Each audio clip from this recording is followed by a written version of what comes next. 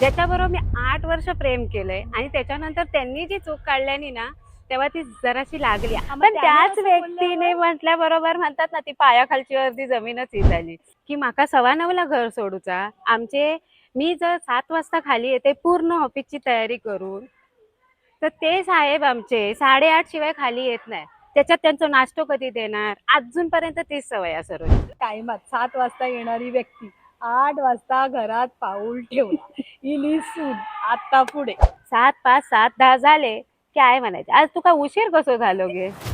म्हणजे असं वाटायचं की का मी लग्न केलं, का मी म्हणजे असं उत्तर दिलं, हो मी तुमच्याबरोबर प्रेम करते. करते.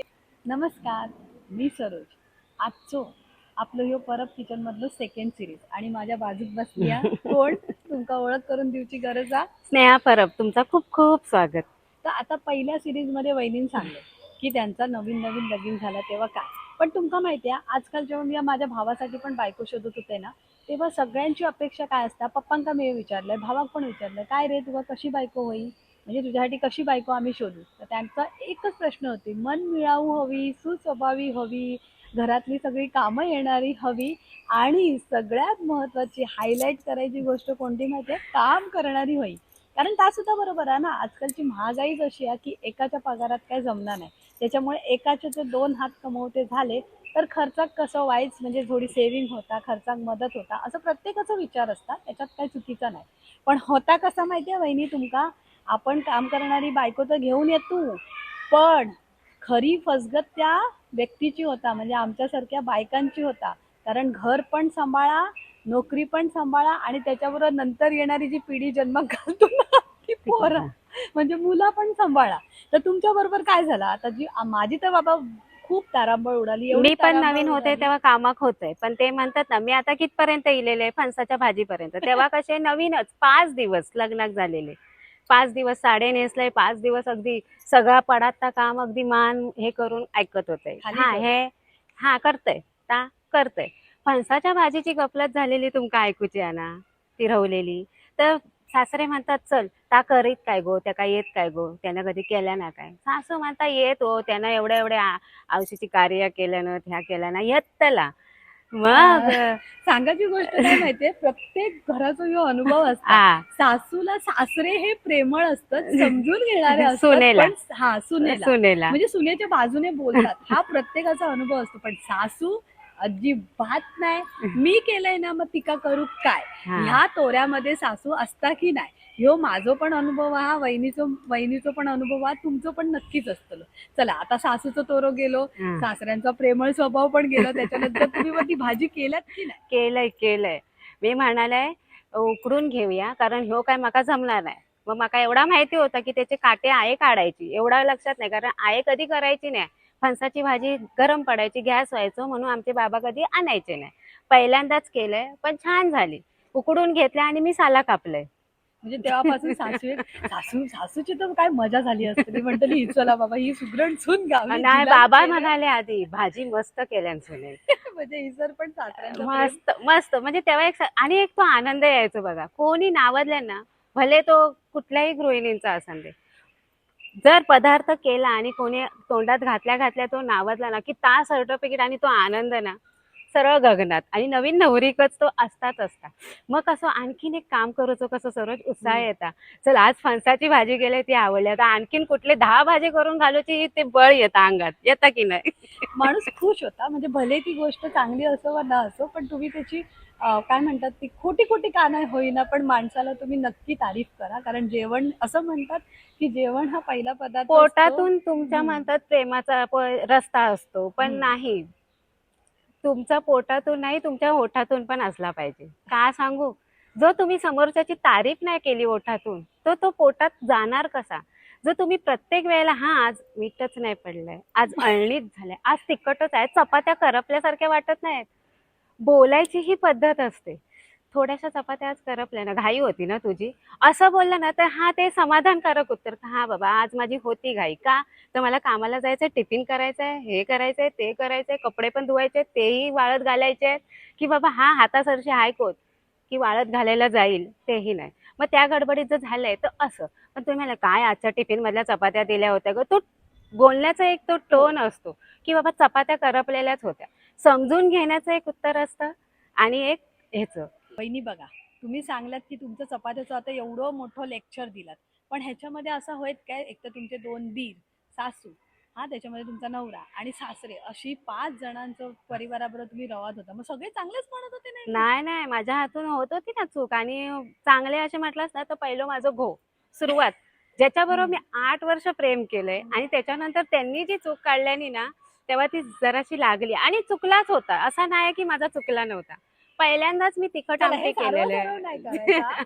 चुकला, नवऱ्याने जर बोलला तर खरं खरं तसा नाही सांगायचं. गो. मनात बघा, वहिनीचा एक स्वभाव आहे, तो मी आता सांगते मध्येच. त्या काय करतले माहितीये, थोडासा कडू बोलून जातले, पण त्याच्यावर नंतर मग ते सारवा करून जातले, का तर समोरच्या वाईट वाटाने. पण ह्यो कोकणची अनुभव, माणसा साधी भोळी.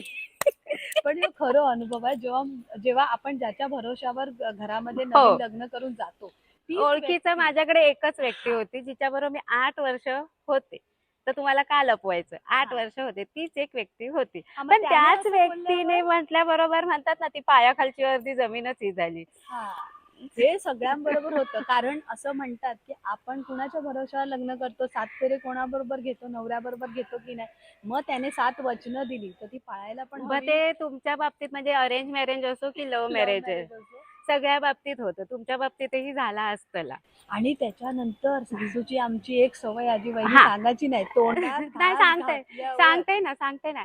या घरात असा असा ना सरोज, तर तू काही माहिती एकान खोट काढल्या ना की सगळ्यांका. मग ती तिखट झाली होती माझ्याकडनं, आमटी तिखट झाली होती, पण त्याच्यात ना नंतर मीठ पण कमी झाला, वाटा पण कमी झाला, पातळ पण झाली.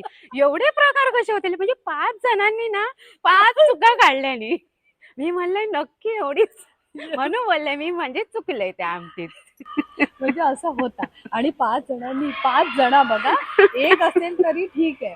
आणि आजकालची परिस्थिती तुमका माहिती आहे, लग्न करूच्या आधी, म्हणजे आता वहिनीच्या लग्नाला तर 20-22 वर्ष झाली, पण आजकालची वास्तुस्थिती ही आ, पोरी बघूक गेला का पहिलो प्रश्न, नवरो काय करता, म्हणजे नवरो मुलगो काय करता, हा ह्या करता, किती कमवता, ह्या कमवता, स्वतःचं घर आ, होय, असा काय नाही. त्याच्यानंतर तो सर्वात जिव्हाळ्याचा प्रश्न काय सांगा, तुमका पण अनुभव असतले, एकत्र राहतले काय वेगळे जॉईंट राहतले? फॅमिलीत. ह्यो ह्यो प्रश्न सगळ्यांचा असता. आणि प्रत्येकाची आजकालची उत्तरं, तेव्हा तुमच्या पण मनात होता ना, की एक बघा, लग्न झाल्यानंतर तुमच्या मनात दिला असताना ना, अरे बापरे. पण एकेकांचा असता सरोज की माका आवडता जॉईंट फॅमिली राहावा. आता माझ्या सगळ्यात जिव्हाळ्याचा प्रश्न, जो मी स्वतः पण अनुभवलंय, पण तो अनुभवाचे बोल मी नंतर बोलतले, वैनिक बोलाने ही पहिलो वेळी. माझा अनुभव चाललो हा, ना. म्हणा. आता मी तुम्हाला सांगते, लग्न केला, सगळा झाला, पण झाला कसा, काम पण करूचा बाहेर जाऊन, आणि घरातली पण कामं करूच्यात, तर ती उडणारी जी तारांबळ असतात, तो अनुभव सगळ्यात भारी असता. तो आता तुम्ही सांगा. लग्न झाला, सगळा झाला, 5 दिवस झाले, सगळा संपला.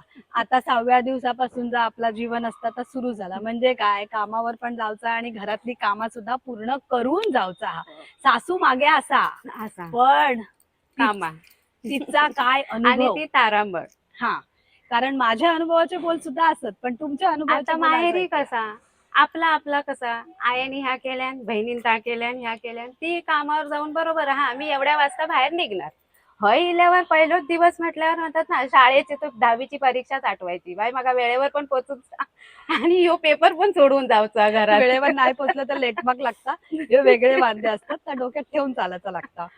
पण माझा कसं झाला, माझं काम जवळ होता, नंतर मी लांब गेले. पहिला काम माझा जवळ होता, म्हणजे चलत जाऊ 15 मिनिटं लागायची. असं आरामात चालत, हात चालला तर 10 मिनिटात. मग जाऊचा म्हणजे 9:15ला घर सोडायचं, 9:30ची ड्युटी, 9:15ला घर सोडायचं. 7 वाजता मी इलय, मी आळ्यावर झोपायचे तेव्हा, बेट्या चाळीत माळे असायच्या. खाली इलय तर सासून पीठ बीठ मळून ठेवलेल्या. मी आंघोळ करूनच सगळं सगळं करून खालीच यायचे. अगदी ऑफिसची तयारी करूनच खाली यायचे 7 वाजता, विचार करा.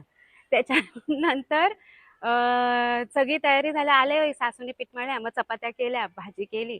मग सासू म्हणायची की काय, मी सगळं करून ठेवते, फक्त कपडे नी लादी तू येऊन कर. हा आई, करते हा. झाली सुटका. पण ते डबे भरा, त्याच्यानंतर मग नवरो येतलो, त्याका चाय द्यावा, त्याका नाश्तो द्यावा. मग तो पण कामाक जातलो, मग त्याका पण डबो जेवण वाढा. त्या वेळेत ती ऍडजस्टमेंट कशी करायची, की माका 9:15ला घर सोडूचा. मी जर 7 वाजता खाली येते पूर्ण ऑफिसची तयारी करून, तर ते साहेब आमचे 8:30 शिवाय खाली येत नाही. त्याच्यात त्यांचा नाश्तो कधी देणार, अजूनपर्यंत तीच सवय आहे सरोज. अजून पण जरा भारी 8:30 काम. वाजता उठायचं आणि तुमका नाश्ता वया, जेवण वया, परत डबो वयो. आणि ह्याच्यात अजून एक गोष्ट करूची असतात ना, देवपूजा. ती हम्म. सासू करता ती करायची. नाही, ती बाबा करायची. तोपर्यंत आम्ही बाबा म्हणजे सुटली. असेपर्यंत तर देवपूजा आमच्याकडे नाही. फक्त काय, एक प्रणम्य शिरसा देवम बोलला की आमची पूजा झाली. आणि हात त्याच्यानंतर जोडायचे. चला आता तुमचे 9:15 झाले, कशी कशी कामं केल्यात आणि घराच्या बाहेर निघालात, ऑफिस मधली कामं केल्यात, आता संध्याकाळची वेळ, हा. सुटायची वेळ, साडे टायमात आता एक दिवस असो उजाडलो हा, हम्म. ज्याच्यामध्ये तुम्ही टायमात 7 वाजता येणारी व्यक्ती 8 वाजता घरात पाऊल ठेवला, ही निसून आता पुढे. 7 वाजता म्हणजे 7:30 सुटायचंय मी. 7च्या ठोक्याकच यायचंय. 7:05, 7:10 झाले की आहे म्हणायचे, आज तुका उशीर कसो झालो गे. सांगायचं ना, मी म्हणलं ऑफिस मध्ये कामं आता होती. एक तर काय अनुभव नाही कामाचा, काय सांगा. तर हा बाबा, आता मैत्रिणी मैत्रिणी येणार, ते होतच ना आपलं, की बाबा हा पाणीपुरी, खाय शॉपिंग, प्यायचं असं नाही, पण बोलण्यात तरी रमत गमत.